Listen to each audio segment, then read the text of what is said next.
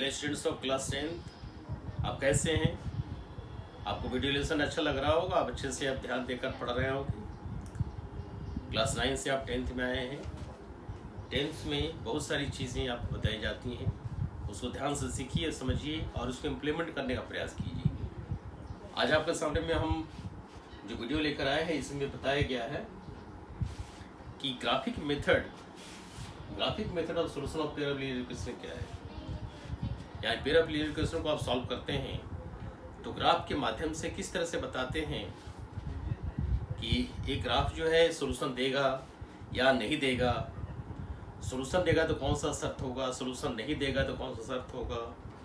Solution दे unique है तो क्या कंडीशन होगा, इनफाइनाइट है तो क्या कंडीशन होगा, और यदि सोल्यूशन है ही नहीं तब क्या कंडीशन होगा। इसी पर आपको एक हम एग्जाम्पल लेकर आए हैं, general example. a1x plus b1y plus c1 is equal to 0 and a2x plus b2y plus c2 is equal to 0। ये हमारा पेयर ऑफ क्या है, लीनियर इक्वेशन है, साइमल्टेनियस लीनियर इक्वेशन। हम कोई पर्टिकुलर एग्जाम्पल नहीं लिए हैं। इसमें x का कोफिशिएंट a1 है, y का कोफिशिएंट b1 है और एक कांस्टेंट टर्म c1 है। या x का कोफिशिएंट a2 है, y का कोफिशिएंट b2 है और एक कांस्टेंट टर्म c2 है। समझ गए? अब देखिए, इसमें इस तरह कंडीशन बनाया है कि मान लीजिए कि a1 और a2 का रेशियो, माने a1 a2 का रेशियो लिया, a1 by a2, b1 by b2 और c1 by c2, इस रेशियो को लिया। अकॉर्डिंगली इस रेशियो को अलग अलग नाम दिया गया। जैसे मान लीजिए पहला केस में बताया गया है कि तीनों ही रेशियो आपस से बराबर नहीं है, यानी a1 by a2 not equal to b1 by b2 not equal to c1 by c2, correct. दूसरे केस में क्या है कि a1 by a2 b1 by b2 के बराबर नहीं है लेकिन c1 by c2 के बराबर है। यहाँ a1 by a2 is equal to b1 by b2 है, c1 by c2 है, यानी तीनों ही रेशियो बराबर है। और चौथे में दो बराबर है, तीसरा बराबर नहीं है, थर्ड बराबर नहीं है। इसके लिए आपको एक पैरेलल एग्जाम्पल लेके चलते हैं। एग्जाम्पल से आप जनरल एग्जाम्पल समझ जाएंगे कि हम किस तरह के इक्वेशन की चर्चा कर रहे हैं। जैसे देखिए यहाँ पर x plus y plus 1 is equal to 0। दूसरा ले लीजिए 2x plus 3y plus 5 is equal to 0। इसमें आप देख रहे हो कि ये क्या है, a1 हमारा 1 है, a2 है 2, यहाँ a1 b1 है 1 और a2 क्या, b2 क्या है 3 है और c1 1 है और c2 5 है। इसलिए कंडीशन को सेटिस्फाई करता है। a1 by a2 not equal to b1 by b2 not equal to c1 by c2, ये एग्जाम्पल हुआ। उसी तरह से दूसरा एग्जाम्पल आप सेट कर सकते हैं। इसी को ले लीजिए x plus y plus 1 is equal to 0। दूसरा ले लीजिए आप 2x plus 3y, 2x plus 3y,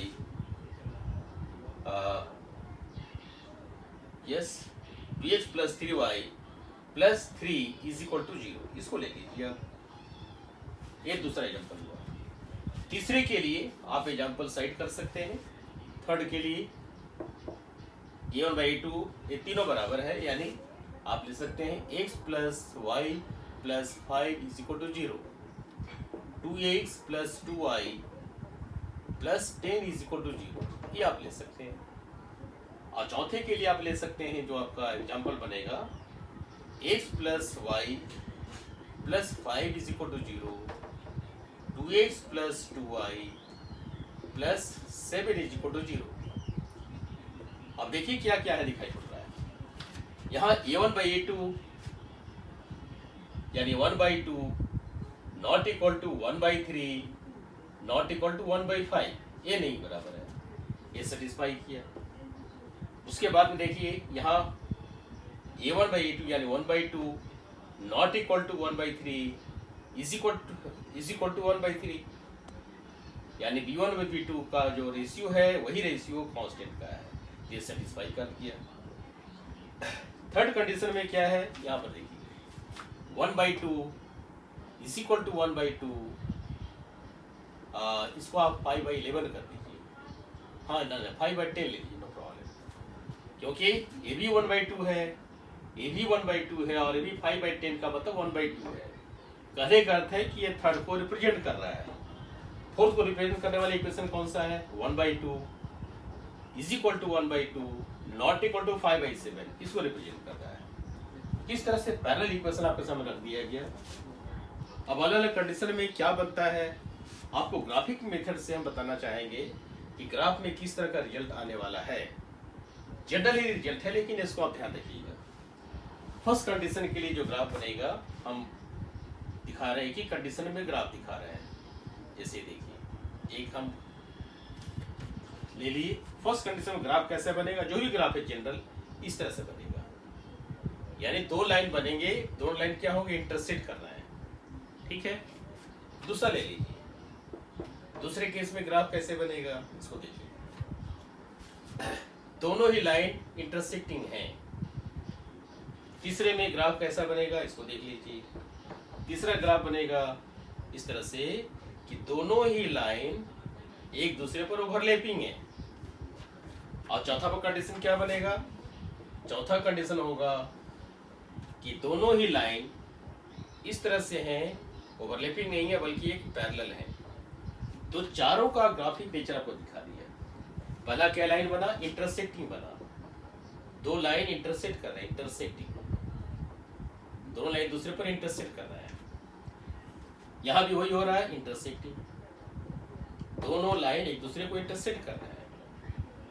यहाँ पर क्या है, कोइंसिडेंट कहा जा सकता है, इंटरसेक्टिंग कर रहा है, दोनों लाइन ओवरलैपिंग है, इसको कह सकते हैं ओवरलैपिंग। हम आम बोलचाली भाषा में समझाना चाहे ओवरलैपिंग। यहाँ क्या है, दोनों लाइन पैरेलल है, दोनों लाइन पैरेलल है। तो आप यहाँ कंडीशन देख लिए कि दोनों लाइन इंटरसेक्टिंग है, दोनों लाइन ही इंटरसेक्टिंग है सेकंड में, थर्ड में ओवरलैपिंग है, फोर्थ में वो पैरेलल है। तो चार कंडीशन को हम बारी बारी से कह सकते हैं क्या, यदि फर्स्ट कंडीशन को होल्ड करता है तो लाइन क्या बनेगा, इंटरसेक्टिंग होगा और इसका सॉल्यूशन यूनिक होगा।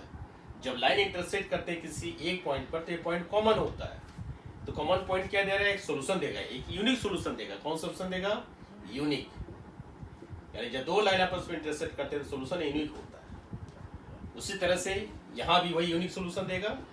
आपको जनरल तरीके से समझाने के लिए इसको ऐसा कर लिया। यहाँ पर क्या है, ओवरलैपिंग सॉल्यूशन है, ओवरलैपिंग लाइन है, लेकिन सॉल्यूशन यूनिक नहीं होगा। यहाँ सॉल्यूशन होगा डिपेंडेंट, यानी कह सकते हैं आप इसको, आप कह सकते हैं इनफाइनाइट, बहुत सॉल्यूशन होगा इसमें, बहुत सारे सॉल्यूशन इस केस में बनेंगे, करेक्ट। और चौथे में क्या है, कोई लाइन इंटरसेक्ट ही नहीं कर रहा है, यहाँ इंटरसेक्ट नहीं कर रहा है लेकिन आपस में कोइंसिडेंट है, यानी पहली लाइन का सारा पॉइंट दूसरे लाइन के सारे पॉइंट से मैच कर रहा है, इसलिए सॉल्यूशन का इनफाइनाइट है। इसमें कह सकते हैं कि line is a set of infinite points, और इनफाइनाइट पॉइंट्स जब लाइन का है तो इसमें इनफाइनाइट सॉल्यूशन भी होगा, इसलिए थर्ड कंडीशन के लिए ये सॉल्यूशन होगा। और चौथे कंडीशन के लिए चूंकि इंटरसेक्ट कर ही नहीं रहा है, इसलिए इसको कह सकते हैं नो सॉल्यूशन, कह सकते हैं नो सॉल्यूशन, इसमें सॉल्यूशन मिलेगा ही नहीं। तो इस छोटे से ग्राफ के माध्यम से आपको हम सब चीज समझा दिए कि graphic method of solution of linear equation क्या है। यानी हम इसको सॉल्व करेंगे और सॉल्व करने के बाद में इस कंडीशन को देखेंगे कि कौन सा कंडीशन होता है, यानी यूनिक क्या हुआ, एक यूनिक सॉल्यूशन हुआ, इसमें एक और केवल एक ही सॉल्यूशन बनेगा, इसमें भी एक ही सॉल्यूशन बनेगा, इसमें इनफाइनाइट सॉल्यूशन होंगे और इसमें नो सॉल्यूशन होंगे। किसका सॉल्यूशन, यानी एक्स और वाई का। तो इस वीडियो लेसन को हम यही समाप्त करते हैं। अगले लेसन में हम आपको बताएंगे कि प्रॉब्लम के साथ में बताएंगे एक्सरसाइज 3.2, जिसमें आपको समझाया जाएगा किस तरह से हम लोग प्रॉब्लम को सॉल्व करते हैं। जैसे हमारा हेडिंग क्या है, हम अगले लेसन के लिए तैयारी कर रहे हैं, find the pair of linear equation in the following problem and find the solution graphically, यानी ग्राफिकली सॉल्यूशन आपको निकालना है। तो चलिए हम लोग चलते हैं नेक्स्ट वीडियो लेसन में 3.2। Thank you. Have a nice day. Thank you.